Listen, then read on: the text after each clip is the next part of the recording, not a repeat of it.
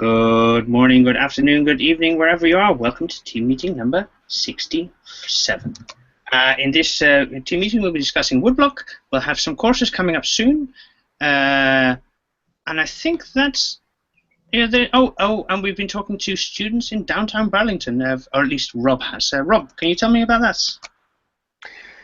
Yeah, I think last week our team got together and we created a basic survey to help with getting to understand the market for students better. What we did is we created a survey of 18 questions, and we used this as a way to start talking and getting a lot of information about our, if you want to look at customer research, and our customers are students, and what their ideas about higher ed are, and what they think are the price. What are the pain points? In other words, what are they looking for when they are taking a look at an institution or education? And it's really fascinating. Our N, for those of you who know statistics, are the number of people we talk to is still under 100, but we're increasing the number all the time. The survey takes about 10 minutes to do, and at the end I get into a conversation with them to sort of highlight some of the questions, highlight some of the answers that they've done. Daniel and I were talking just before this meeting about some of the really interesting things that we learned we've been learning from doing this kind of customer research. And one of the things that is, at least for me, the most interesting is the fact that the younger you are, you're not as knowledgeable about the impact of debt on the debt that you take out to pay for your education, how that's going to impact you later on. One of the things that was a little disheartening is that if you want to become a doctor, you are willing to take out an enormous amount of money even to pay for your undergraduate education. There were several people who are going to medical school who are, as undergraduates already, sometimes over $50,000 in debt. This is even before they go to medical school, or even before they're in medical school. So there's a real interesting piece here of people not really thinking long-term about the impacts of the cost decisions that they're making in higher ed.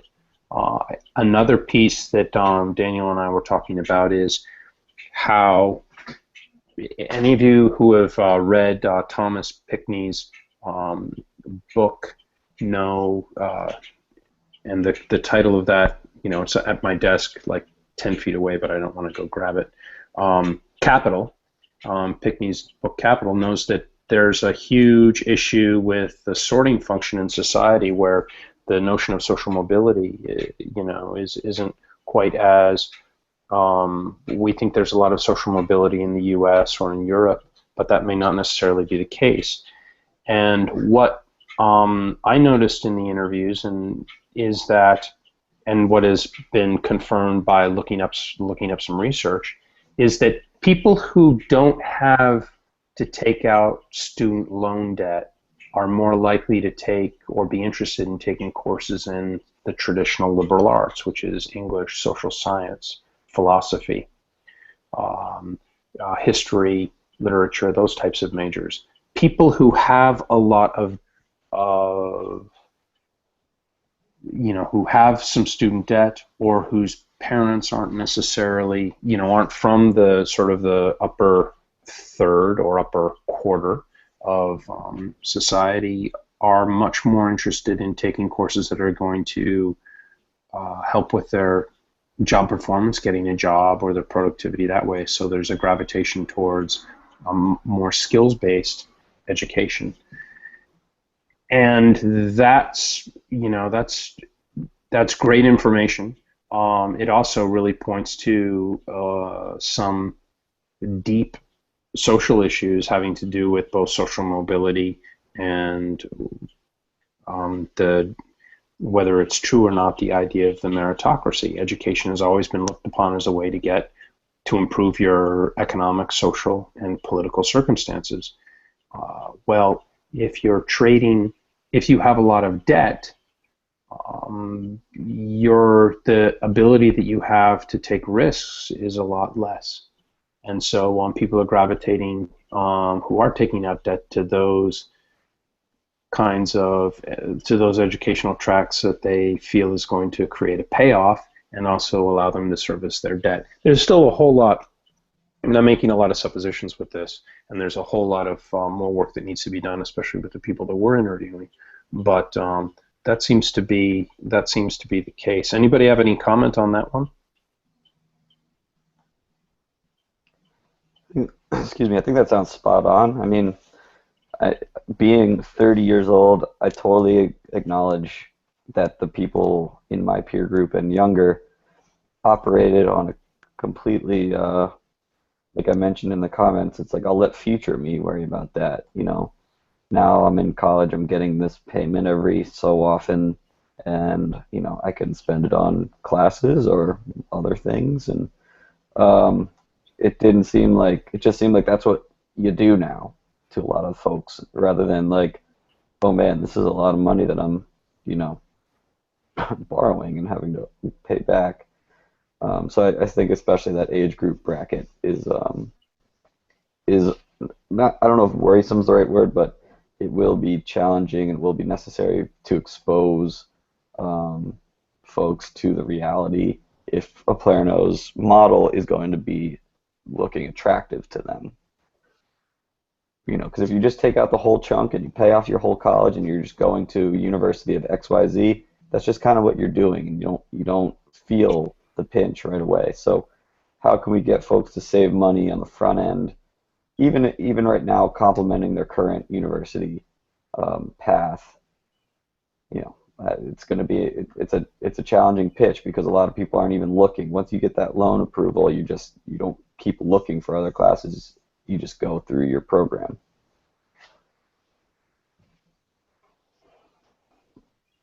Daniel or Sujin, you want to chime in on that one?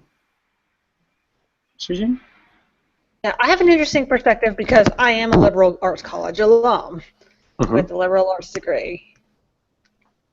But that's something I've noticed as well, even though my own debt isn't quite as ridiculous as some others out there. There's the idea that future me can deal with all this debt. And I have to admit, I thought the same thing when I started college. And now we're seeing that you need these skills that you can learn through the liberal arts, sure, those soft skills, but you need skills all the same in order to start advancing through society.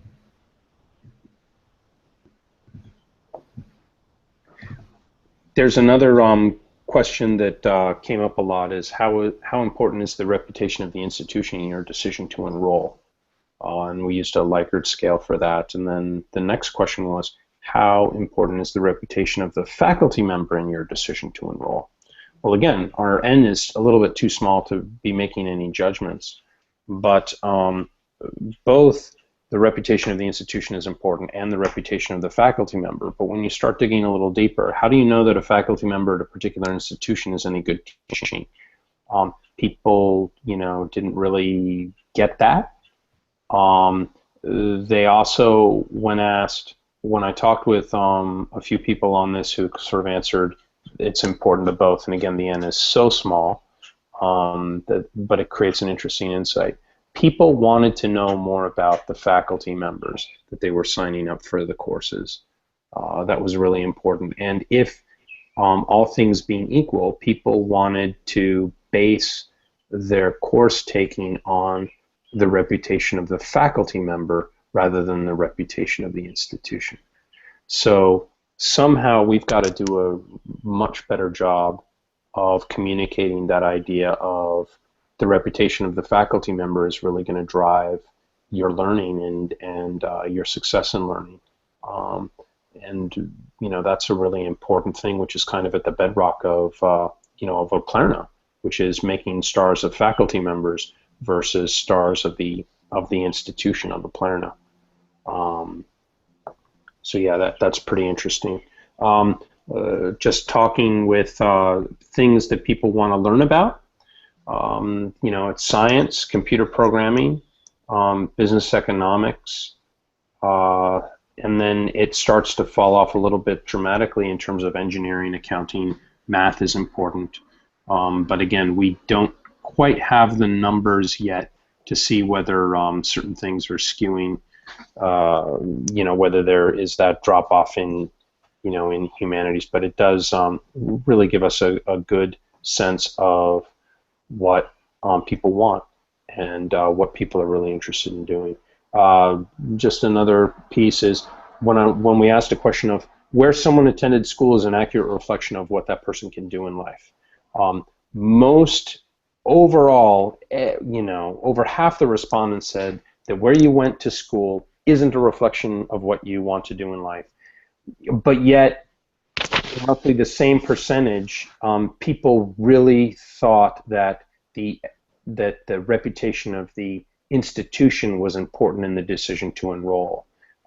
So, in other words, there's a little bit of a disconnect there. We have majority of people saying, hey, where you went to school doesn't really matter, but yet when they're choosing education, they're really choosing from the institutional piece rather than the faculty piece. And of course, the only pieces of information we have when we're choosing an education we don't purchase it, we don't buy or enroll in educational programs based on the faculty member's reputation like Oplerno is trying to do.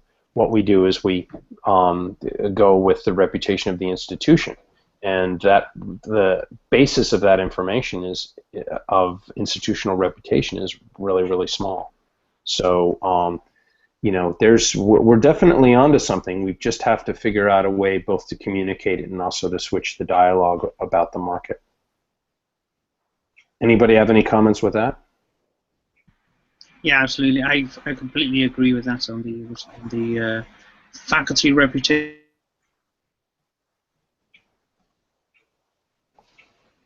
I think we lost you there, or institutions about faculty members who have done something, who have said something in class, and who've been called out on it by the students. The institution cracks down so hard on them because whatever the faculty members are saying actually reflects on the institution, of course, and they're very much against the spirit of what I think would be academic freedom.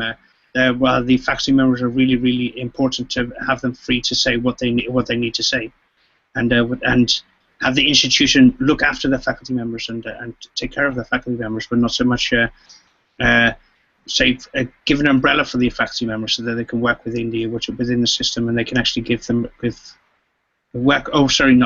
they can work within the format and actually teach their students properly. Yep. So we're going to be putting our survey up and making it publicly accessible so people can also fill it out. What we'll be doing that in the next couple of weeks. We've still got to work on that instrument a little bit, but you'll be hearing more about that as time as some time goes on. And yeah, we're really excited to find out more about this market. But what's really interesting is that a lot of our suppositions about what people want are there. Again, we have to figure out a way to communicate that and to change people's perceptions of what education is for and how to get it. And that takes some time. Another piece is we'll talk about woodblock. We're starting to fill up our slots for speakers, and that's going pretty quickly. So woodblock, again, is on the first week in August 3rd, for a day. There's going to be a lot of interesting discussions. We'll have the final schedule in a couple of weeks, but if you're still interested in leading a discussion or wanting to speak, please shoot us an email at info@oplerno.com, or do we have a woodblock email or not? I don't dare to say just yet. I think we do, but I don't dare to say if we. Well, send it to Daniel, Dan, or I, or Sujin, and then we'll we'll talk with you and get you on the list. Yeah. Okay. Couple, we've had some enrollees come into our History of the CIA course, and So that's going well. Dan, do you want to talk about any other courses that are coming up? Sure. This week we have Advanced Online Teaching Strategies with Dr. Bruce Johnson. Again, this is one of those courses that helps folks who are already teaching harness their intellect and skills and build upon that to be an effective online teacher. Since teaching online is a completely different venue than face-to-face, there are just new skills and new approaches you are going to want to learn as an instructor to effectively deliver your content in an engaging and inspiring way for your students. We have the Israeli-Palestinian conflict by Professor Ferraro. That one we're announcing a little bit early just because of the potential and excitement around it. That starts September 14th, but enrollment is open currently. And starting last week, but still open for enrollment, is Beyond Humanity: From Paradise to Robotic Singularity. That started last Monday, but you can still add that class, for up to one more week. And of course, Professor Johnson's class is very interesting because he's worked at, if he'll correct me if I'm wrong, he worked at universities themselves, but he's also worked in the for-profit industry, also doing online education. So he has a very, very unique perspective of having worked in both areas, both in the classroom and online. So he can actually give you some good information about what the differences are there and how we can actually really adapt the techniques that there are out there to do that. And I just got a message. The Advanced Online Teaching Strategies now begins on the 5th of August. So he just updated now.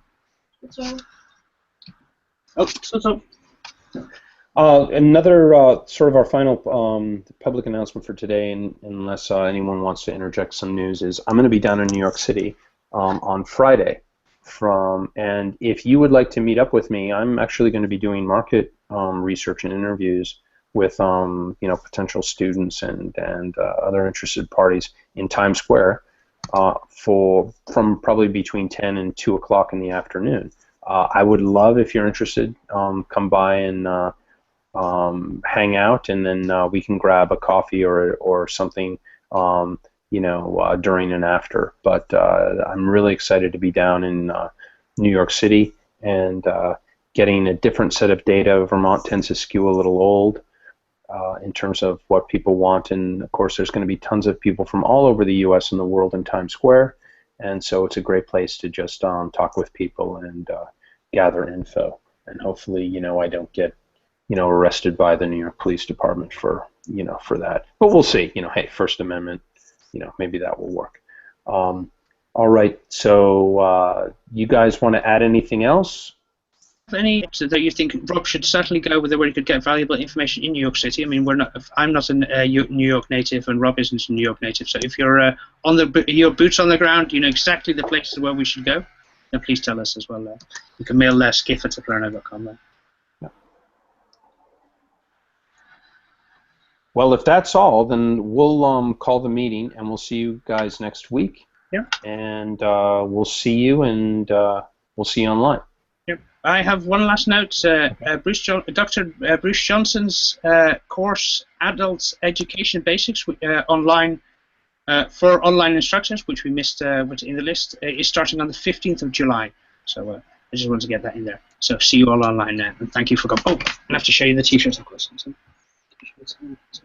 Yeah, how did you get a hold of Crunchbase? Well, I update all the startup stuff and everything that I've been involved in. I always update it, and so I got onto some kind of list, and they sent me a survey, and then they sent me a T-shirt. So that was fantastic, and they sent me all kind of stickers and things like that. So I thought it was only fair. I thought Mike Arrington might like that I've mentioned it on here. So hi Mike. And, Great. Well, listen, take care and have a great week, everyone. And again, if you have any questions, please send them to questions@oplerno.com or to us directly. And you generally know our emails. So take care, and we'll see you next week. See you online. See you online.